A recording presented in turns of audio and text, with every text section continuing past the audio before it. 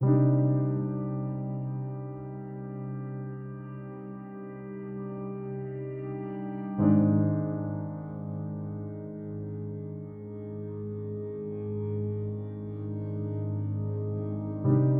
problem with being perfect is when you look at my imperfections, you can't relate. When a blemish escapes my mind, you can't understand. You only see what you know, and that is that I oppose you. I am not perfect. You are perfect. When you say someone's name, a ray of grace flies from the sky like a spotlight aimed at the crosshair of your eye. You could even make a mistake feel important. You were imported from a breed not many know, where a flaw is never shown. And I measure beauty on a scale of 1 to you. There's never been anyone higher than a 9. You are divine, my mind is a shrine to the light you bring, and I cannot bind myself to sing about anybody else. You are science, the answers to the questions I ask.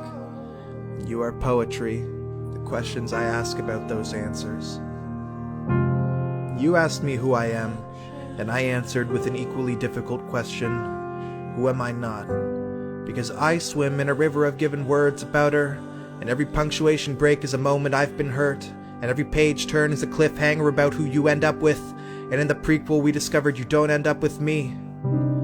But who does someone perfect end up with? Perfection can only live in one, I am told. So a perfect mold must settle for a flaw-filled, awful, thoughtful writer, or a fighter who screams when the going gets tighter. Will you end up with a father who abandons his daughter? Or will you end up with a preacher who teaches about not happiness or pain? Neither. You should end up with someone who will change the way you see the world, because what I see is a world starving for love, and what you see is a world starving for perfection. And if perfection can't exist in any other besides you, then life is black, dreary, and not worth living or finishing.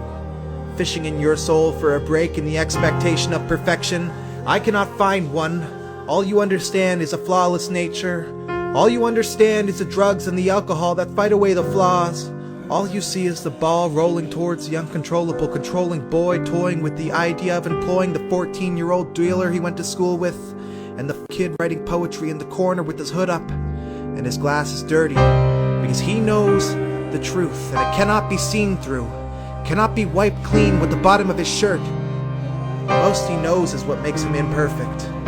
It is what his flaws are comprised of.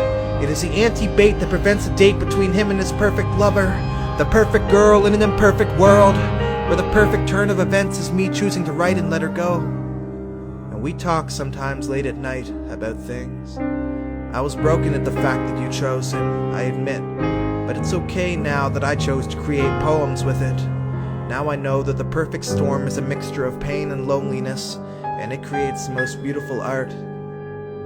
So maybe you can go and be perfect without me, and I won't cry or whine, because I know it's time for you to find your perfect life, in your perfect world with your perfect friends. And I take pride in being imperfect, a perfect picture of wit's end. Which end of the spectrum will you abide in? I'll die in mine. This is beautiful art.